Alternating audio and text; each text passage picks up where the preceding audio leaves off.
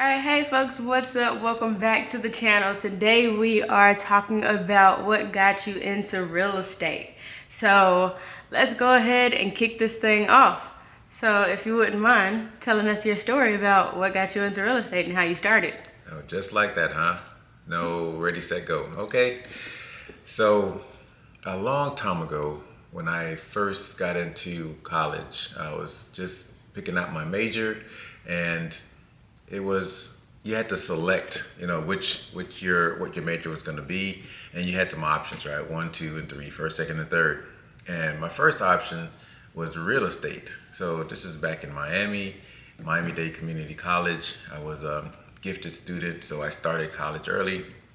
And so when I was picking this, I was thinking real estate was going to be the thing, right? So my second choice was accounting, and then third choice was, I think, computer science or math. I don't remember exactly what the third choice was, but real estate was my first choice. And so when I signed up for it, picked all my classes for the first semester, then when I went to school, I was told to go to the office, the counselor's office, and when I got there, I was told that my major was dropped. So because no one signed up for it, only a handful of people or students signed up for it, they dropped real estate as a major. So then I had to fall back to my second choice.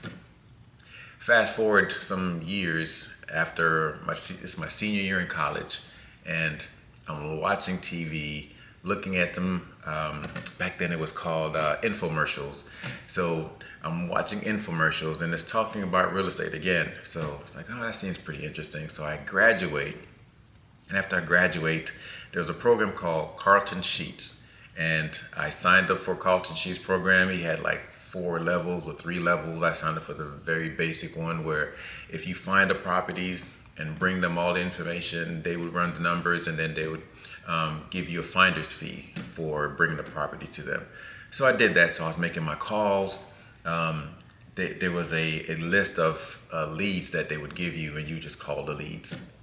And you can get your own leads too, but I was calling these leads at work. So I'm working at Miami-Dade Community Economic Development Center, and I'm working there. And as during the day, I'm calling people, trying to figure out if they're willing to sell their property or not. And I got a lot of hang-ups, right? So I'm just cold calling people. People were hanging up on me, and doing that day in and day out, I finally got a few people to respond and say, yeah, I'm interested. So I'll get the numbers that they gave me, how much they owe, etc., and then call the Carlton Sheets. I had a lead that I would be working with, and so call that person, tell them all about the opportunities, and every single time the opportunity would be like a no-go, right? So either the person decided they weren't going to sell, or they found somebody else.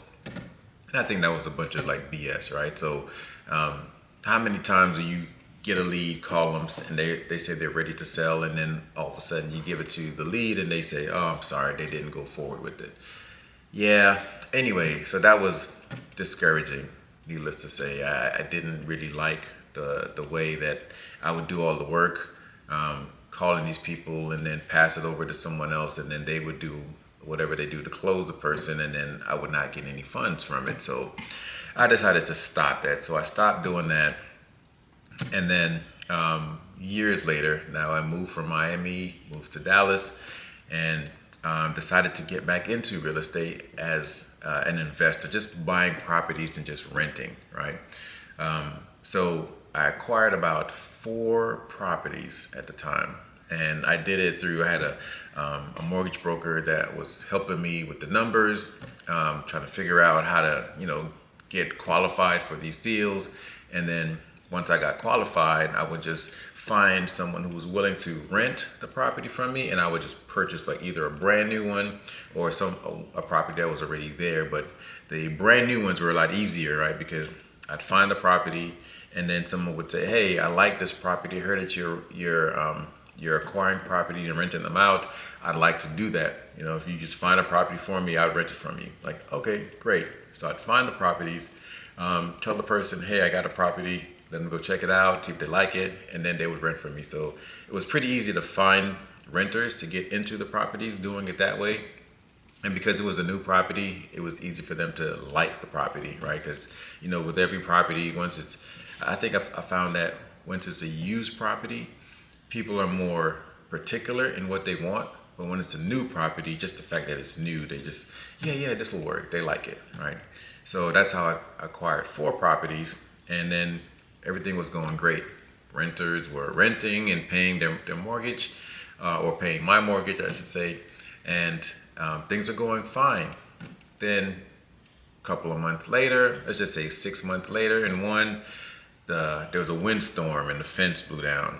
So now I have to go fix the fence, which is not uncommon, right? Things happen, you have to go fix. But then when it happens to multiple properties at the same time, now I have to spend money on not just 1, 2, maybe 3 properties to have them fixed, right? So it started to get really depleting when it comes to my funds, and it was draining because I didn't use a property management company at the time. I was managing it all myself, right? Someone would call, they said, hey, this thing broke, I have to go fix it. So it was really draining. So lesson learned there is that do not manage the properties yourself. Get a property management company to do it. Essentially, what you really want to do is just have someone pay your mortgage for you, and you build the equity in the property by either appreciation or them paying down the mortgage. Right. So I learned that lesson the hard way. So after that happened, I was just fixing properties, managing it myself, and the money I was having to do this type of work was just quickly being depleted. So I ended up getting rid of all of the properties. I was like, real estate is not for me, it's too much work, but it's because I wasn't educated, right? Now, I don't know how many years later now, 10 years, 15 years later, now I understand the real estate game a lot better. And this is just the residential side, right? So the fix and flips, long-term rentals, even short-term rentals, I understand. I haven't done any of the short-term rental stuff, but I understand how it works. And I understand the exit strategies, right? Which is really important in real estate. You have to know what your exit strategies are.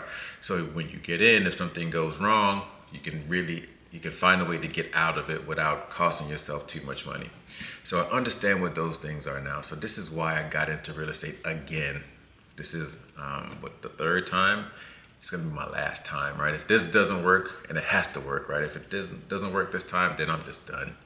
But now I'm back into it because I see how I can build wealth, right, with real estate. And this is essentially what I want to do, right? I want to build wealth. I have income, and my revenue or my profit or my income that I'm getting, I want to put it in something safe, something real, right? Real assets, real estate. And once I put it in that, then it's going to grow for me, right? Just like, investing in a business. You want the business to start generating a lot of revenue for you, and then you realize some of the profit that you're getting from that business, and then you take it and you flip it, right? You do something else with that money. So I'm going to take the money that I'm making from my business, and I'm going to park it into real estate. And in that real estate, a renter is going to pay the rent for me or the mortgage for me, and it's going to grow, right? So I'm just getting money, putting it somewhere so it can grow. And then that way I'm also sheltering myself from taxes, a lot of taxes, because I'm parking it into assets that is going to reduce my taxable income. Because even though I'm generating income, I'm putting it somewhere that is going to be a tax shelter for me. So real estate is going to be that vehicle, right, where I leverage it to grow my wealth. And then on the other side, I'll be doing business ventures, right, to generate income, generate revenue. So that's the plan right now, why I'm into real estate again.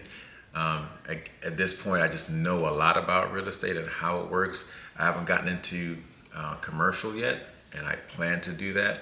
But this is why I'm getting back into real estate. So I've done it a few times.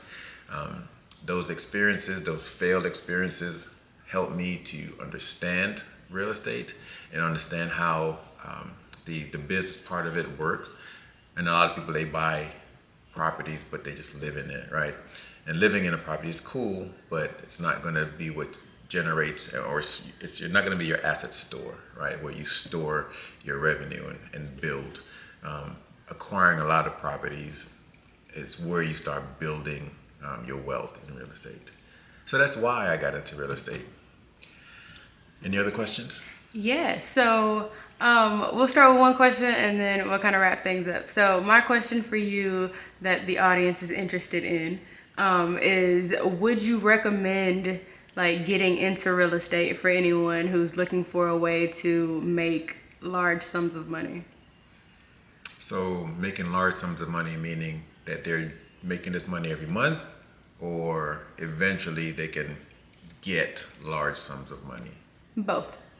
So the monthly income in real estate, I think it takes a lot of real estate, residential, to make that. Or if you do commercial, it takes time to make those large sums of money. So if you want the monthly income, you'd have to acquire a lot of real estate, residential real estate to make that money. If you do real estate, commercial real estate, you can make monthly income, but you need, more than just one unit or two units. You have to have quite a bit of units to do that.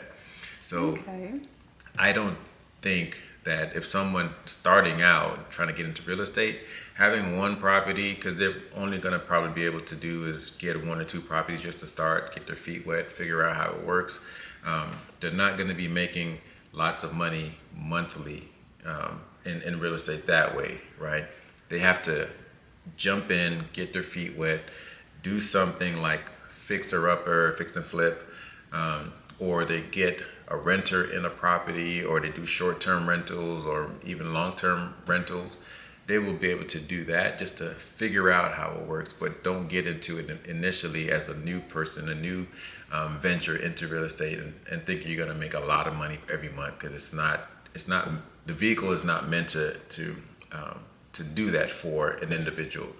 Only if you start acquiring a lot, right? When you acquire a lot, then you start realizing, okay, I can get rent from a property, or I can get the short-term rental income from that property. Or it takes me a while. It'll take me maybe 5 to 12 months, let's say, to be able to fix it up, get it to a point where you can sell it. And then once you sell it, then you realize all of the money that you put into it, you can get that back. Either it appreciated pretty quickly, and then you pay down some of it, or you've increased the value by all the work you put into it, and that way you get the money out of it. But to make the rental income, I've seen a guy, he does, what does he do?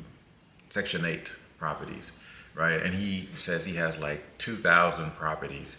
And then from that 2,000 properties, he's making like 35,000 a month. And that's great, right? But 2,000 properties, that's a lot for someone to just accumulate and to even think about managing, right? You got to manage all of that. I wouldn't feel like I would want to do that. Even though it's going to be a property management company doing that, I wouldn't want to get into that, especially as a new person. That's just too much. You have to understand how it works first. And then you start acquiring assets, and those assets are going to work for you. Okay. Well, thank you so much for your time today. For our viewers online, feel free to stay tuned, because in later episodes, we're going to dive into how we go through the process of finding contractors, how we pay these contractors, how we manage our funds to pay for supplies and everything else. So if you're interested in all of those things, then please stay tuned, because there is more to come. All right. Thank you, everyone. Thanks for having me. Peace.